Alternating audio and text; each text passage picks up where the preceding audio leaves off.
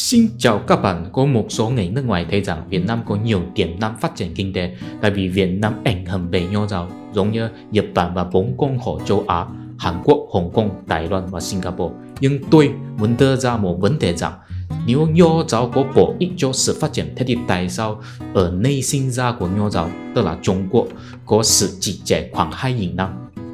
Hôm nay thì tôi giải thích một cách đơn giản, lịch sử nho giáo ở Trung Quốc thật ra là một quá trình hư hỏng. Bản chất của nho giáo là lê giáo, tức là nhân đạo hay là đạo đức. Vì vậy chúng ta có thể hiểu rằng nếu có một loại tư tưởng nho giáo càng mất đi những yếu tố đạo đức thì nó càng hư hỏng. Nho giáo ở Trung Quốc có 3 giai đoạn: trước Triều Tần, trước Triều Tống và sau Triều Tống. Những người đảm đang của nho giáo là sĩ phu. Trước Triều Tần, sĩ phu là quý tộc. Đối với họ, nho giáo nghĩa là làm sao để giống như một quý tộc. Đạo đức của một quý tộc là hoàn toàn kết hợp với thân phận sinh ra của mình, còn có nghĩa là dựa trên truyền thống.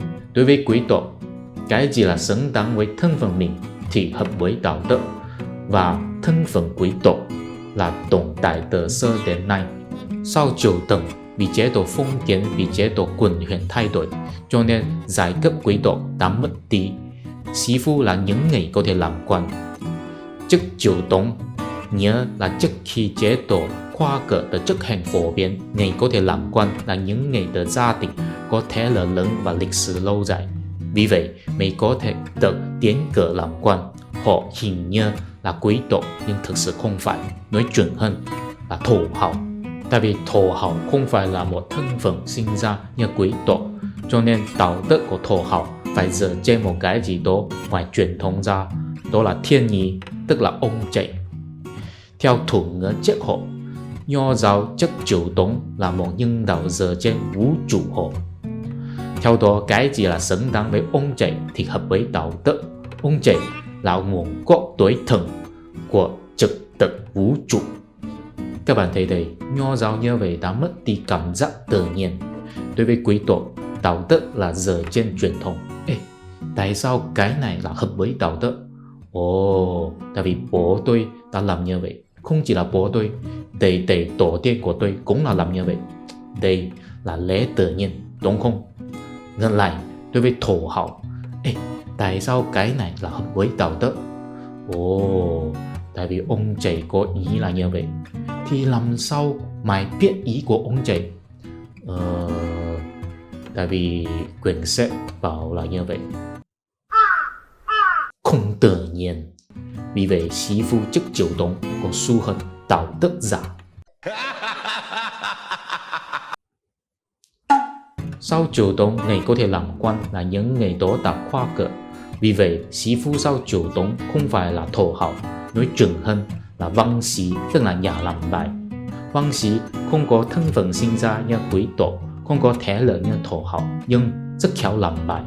Cho nên, đạo đức của văn sĩ dựa trên một cái gì đó là cao cấp hơn thổ hào, đó là bản thể, tức là lương tâm. Theo thuật ngữ triết học, nho giáo sau Triều Tống là một nhân đạo dựa trên siêu hình học.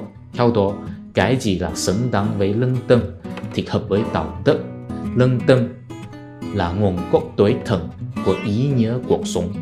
Các bạn thấy đây, nho giáo như vậy không chỉ là mất đi cảm giác tự nhiên, còn mất đi đối tượng thực tế. Đối với văn sĩ, tại sao cái này là hợp với đạo đức? Tại vì lương tâm của tôi báo cho tôi là như vậy.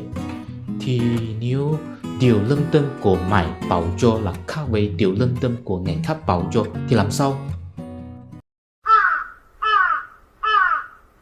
Không hợp với tự nhiên, không thực tế. Cho nên, sĩ phu sau Triều Tống không chỉ là có xu hướng đạo đức giả, còn có xu hướng để huyễn hóa bản thân.